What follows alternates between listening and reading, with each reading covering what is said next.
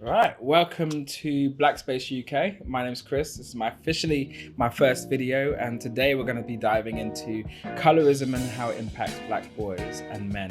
Particularly, do we ignore how colorism impacts Black men and boys? So we're going to spend some time exploring that. We're also going to dive into some of the various different ways that Black men are negatively impacted by colorism, and then kind of tailing off with some thoughts on what we can do towards a solution.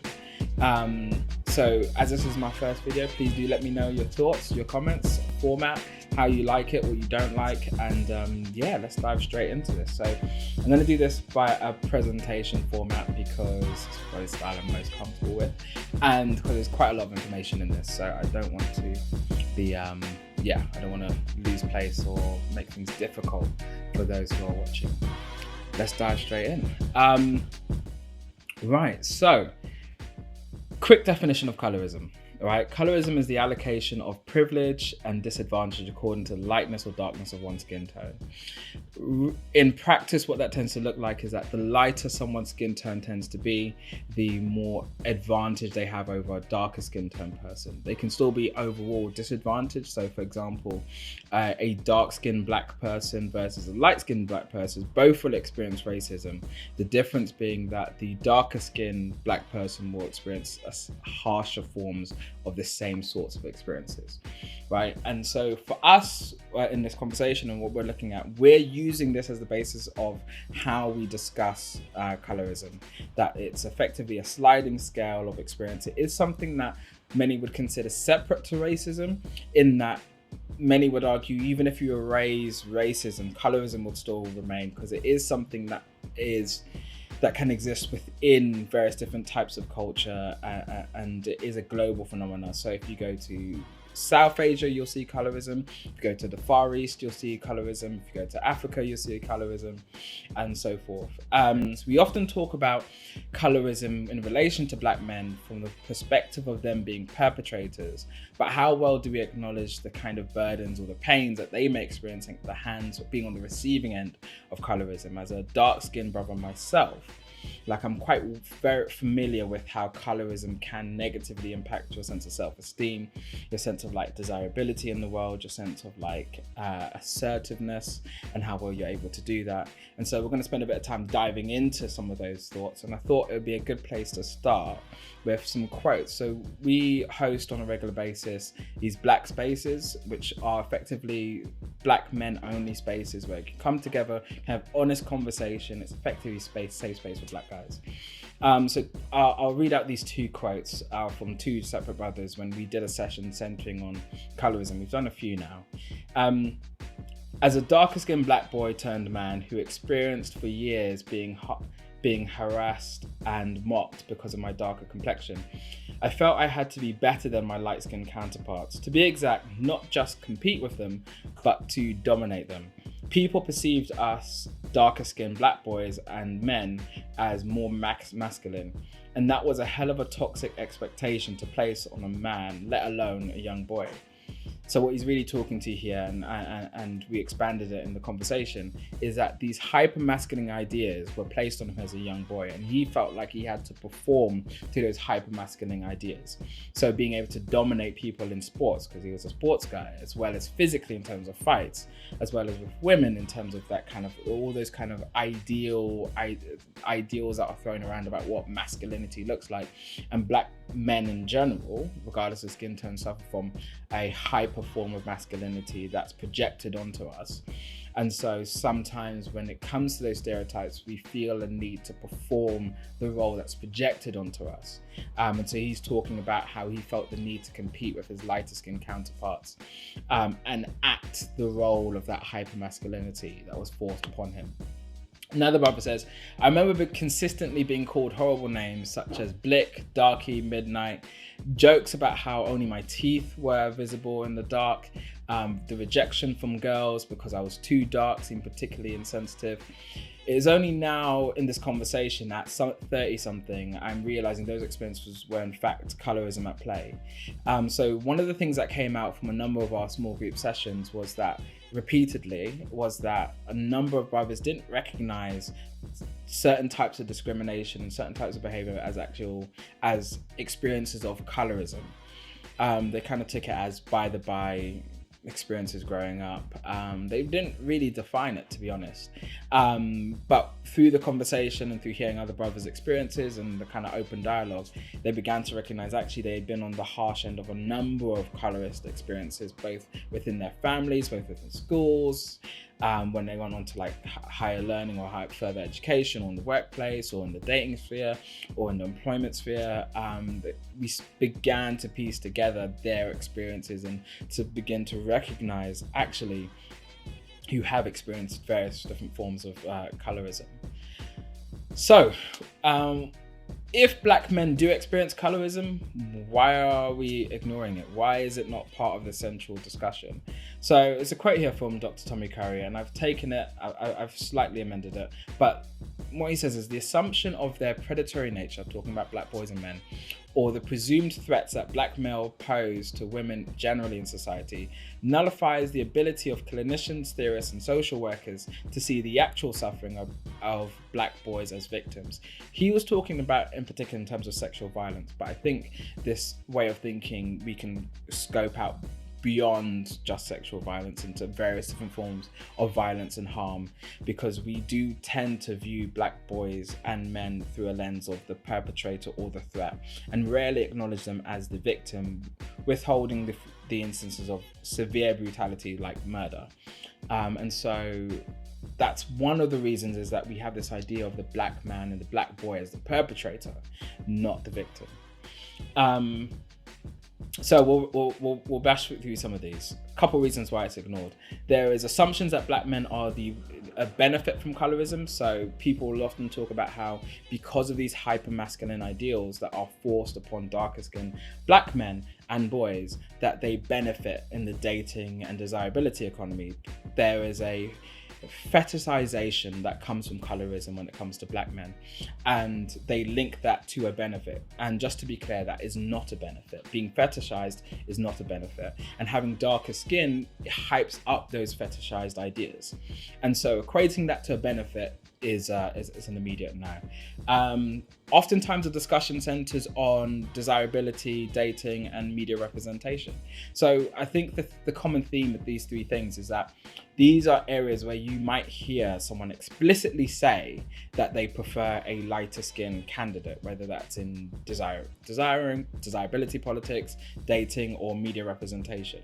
And so for the public, it's one of the few areas where you can start to explicitly see patterns or hear people discriminate through their actual words, or through what they might produce as like a roll call or something like that, or a casting call. And so I think that's why it's easy to discuss those areas, because it's easier for us to find evidence. When it comes to medical, how colorism interacts with, say, medical centers, you're not really going to hear a doctor say, I prefer lighter skinned patients to darker skinned patients, even though there is a bias at play there. And so I think that's why that tends to be the case. Black men don't speak about their experiences. There's a couple of reasons for this. One is that because we're always viewed through the lens of being the perpetrator, we're often not afforded a space to talk about our victimization. Another reason being that generally men don't tend to talk much publicly, and I think what I've seen, when men do talk publicly, they often get quite a harsh pushback, and there's all sorts of presumptions, especially when it comes to Black men, that when they are showing their victimizations, that they're doing so to derail a conversation, or they're doing so to try and gaslight some other group, rather than allowing that conversation to exist in and of itself. Colorism is gendered, but not how many think. So there's all these assumptions and ideas about how Black men are the perpetrators and Black women are the victims of colorism. However, both groups perpetrate, and both groups are victims of colorism. And it's gendered in terms of the experience and expression. So the kinds of harm that Black men experience by colorism aren't exactly the same as the kinds of harms that Black women face at the hands of colorism. So there is a gendered expression to colorism, but not a gendered expression in the terms that nullifies either group from being a victim of colorism.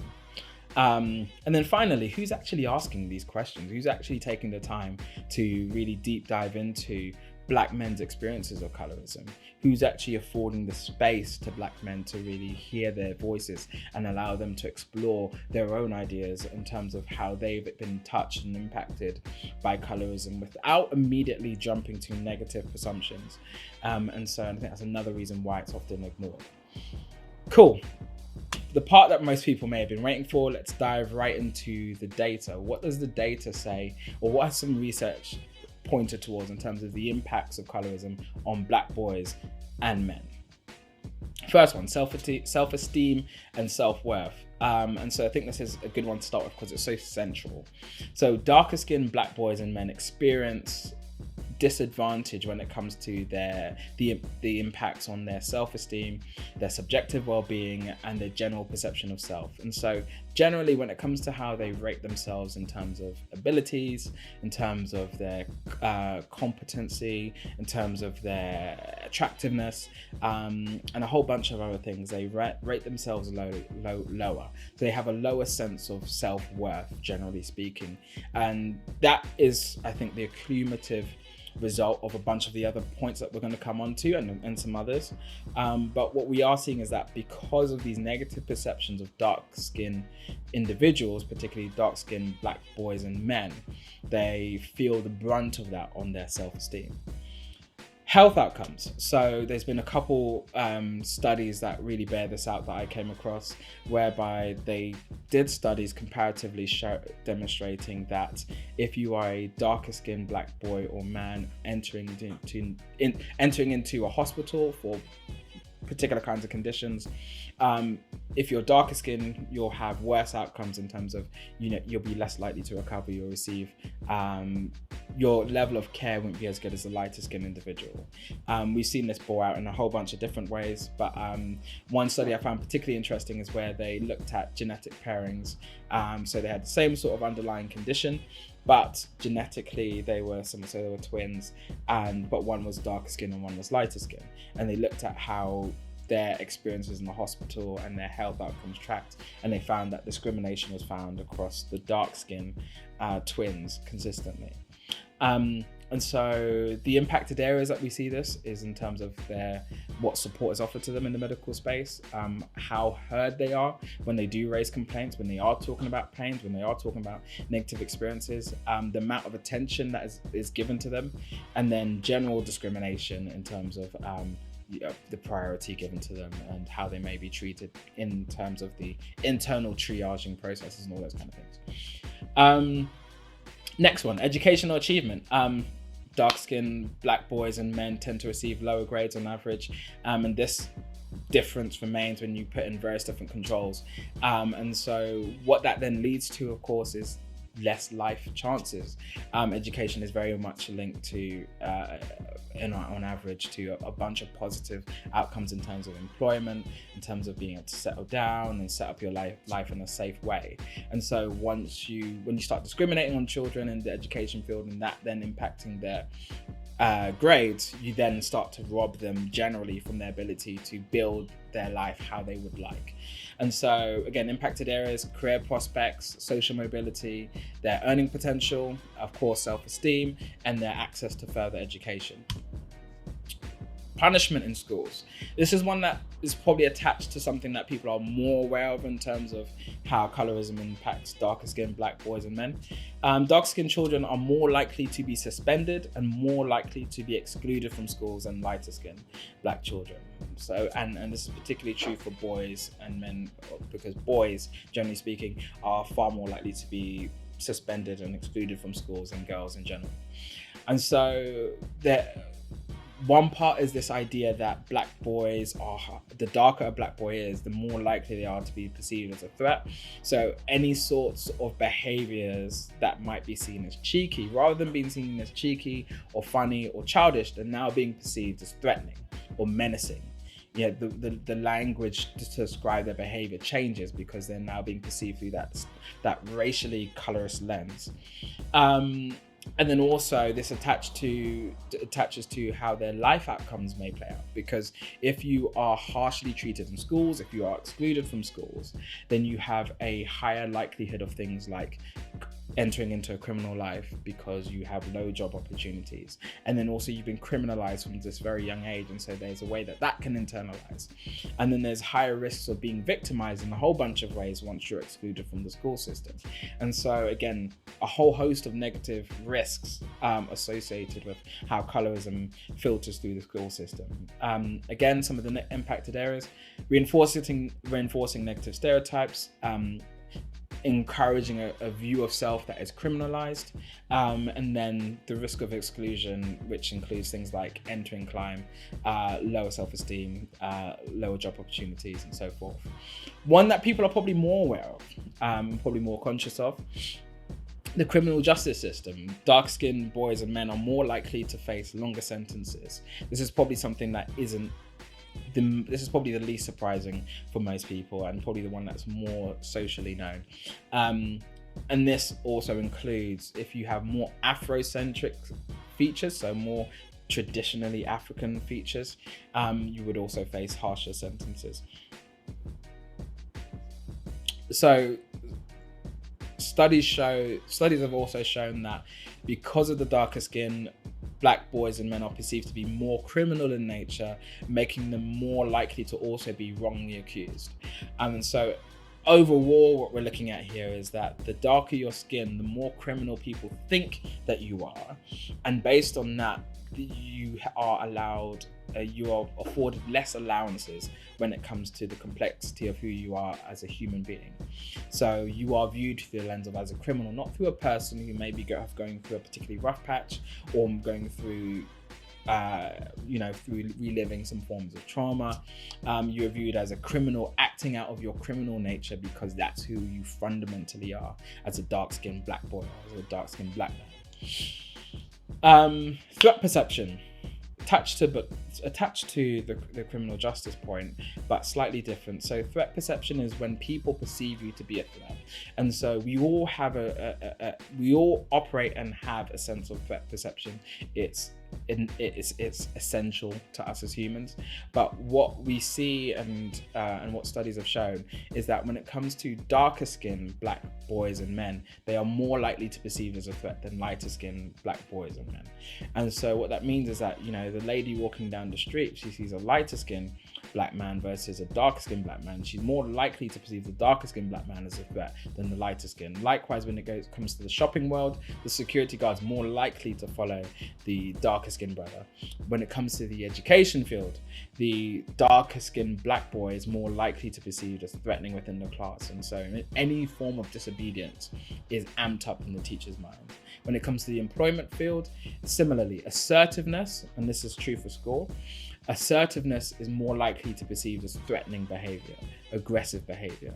And so a lot of dark-skinned Black boys and men learn to manage their tone to a point of somewhat submissiveness, because when they have been even slightly assertive, it's been very readily recognized as being threatening, even though it's not threatening in nature.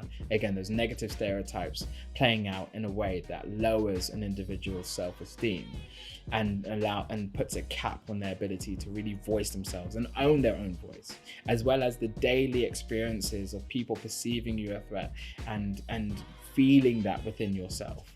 And so some of the areas that will be impacted: workplace, the interpersonal relationships, everyday looks and stares, and then also things like your opportunity for promotion and jobs. Social mobility and employment discrimination. It's an interesting study here. But dark-skinned men tend to face harsher discrimination when it comes to the employment field. That makes them less likely to be hired, less likely to be promoted. And the point I missed out here is more likely to be face harsh disciplinary action within the workplace. One study that was particularly interesting was that when they were looking at, how people's biases affect their decision making when it comes to hiring. And they had two candidates that people had to choose between. One was a light-skinned individual who had no managerial experience and had a bachelor's degree. And the other was a dark-skinned Black man who had managerial experience and a master's degree. Individuals were more likely to choose the lighter skinned brother than the darker skinned brother, showing how those kind of stereotypes play out in terms of people's decision-making process. And again, if you are perceiving dark-skinned individuals to be less intelligent, less competent, more threatening, and those wide range of negative stereotypes, then when you're looking at a candidate, you're looking at them not through the lens of their competencies, not through the lens of their authentic intelligence, but through these negative stereotypes, and that forms a negative barrier in terms of their life chances and life expectancies. There is a colorism pay gap. So dark-skinned black men tend to be paid less than their light-skinned counterparts. And so studies have shown that as you kind of swing from lighter skin to darker skin, you also tend to swing in terms of earning potential. And so there's a financial penalty also associated with colorism. And then this all, of course, will impact an individual's opportunities for their standard of living, their ability to be socially mobile, their self-esteem, and of course their own sense of perceived intelligence and competence. And then an interesting point. So there is a memory bias when it comes to colorism as well. So a study has shown that when individuals meet a dark-skinned black man, and when individuals who have a negative perception of dark-skinned black men meet one who does positive, so someone who goes against the grain of their negative stereotypes and held beliefs, they remember that dark-skinned black man as being lighter skinned. And the theory behind why this is because people want to hold a congruent or a consistent narrative in their head.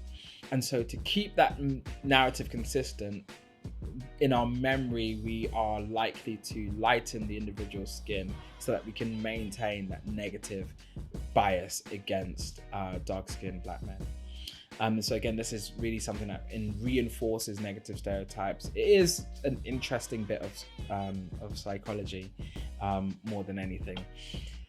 Right, so this slide is really here to show the complexity of colorism.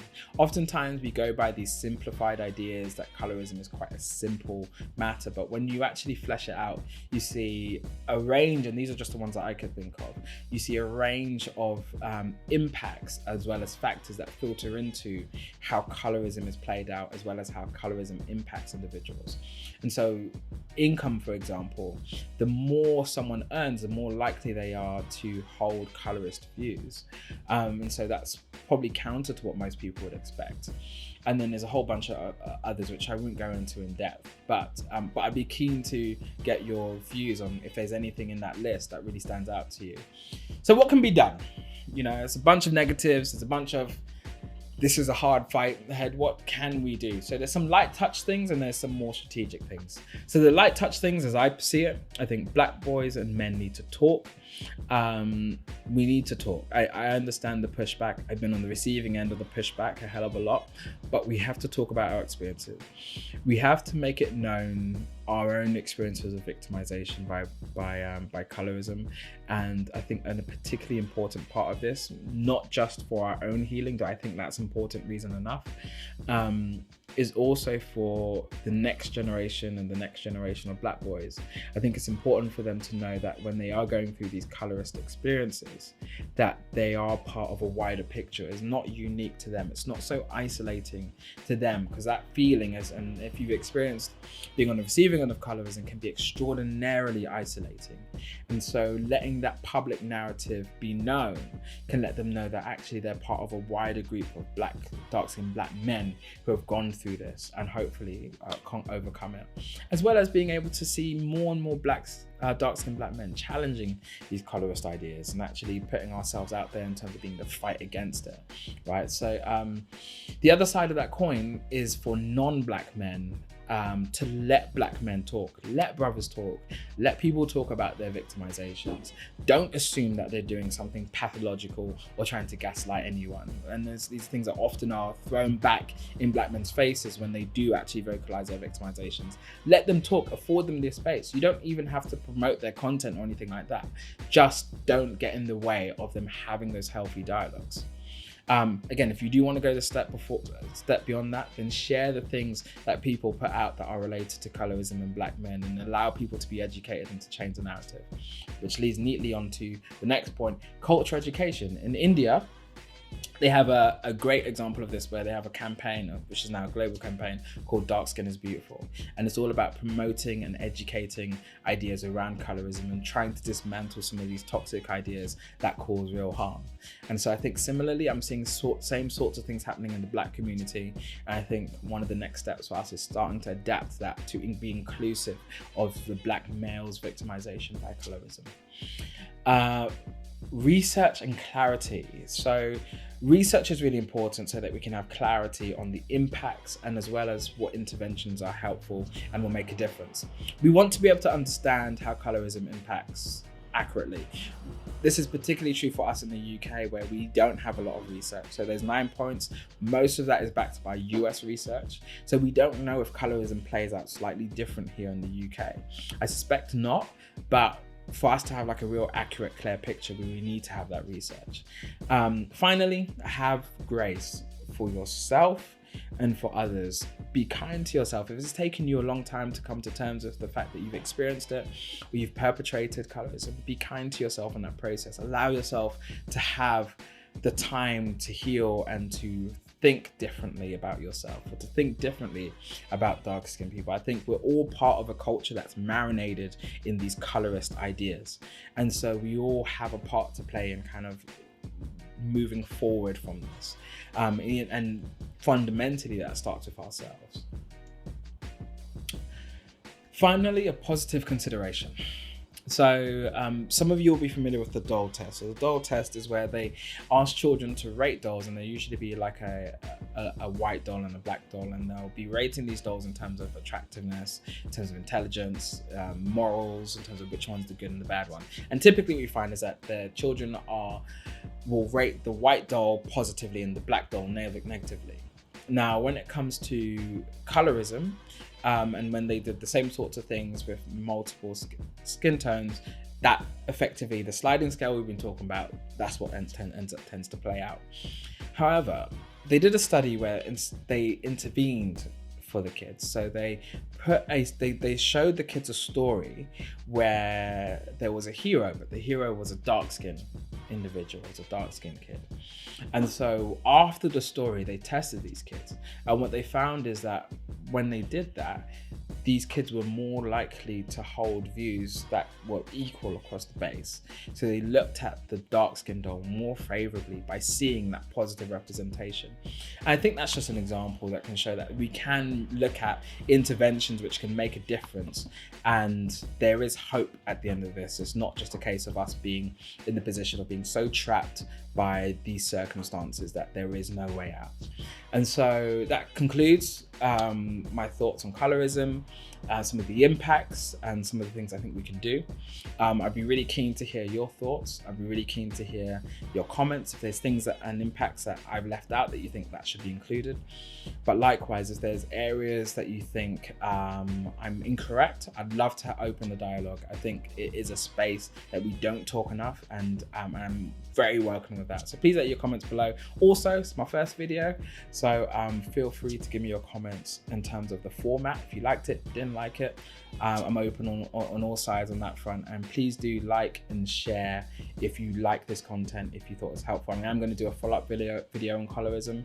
I'm deciding what the angle will be just yet. But yeah, that concludes. Thank you.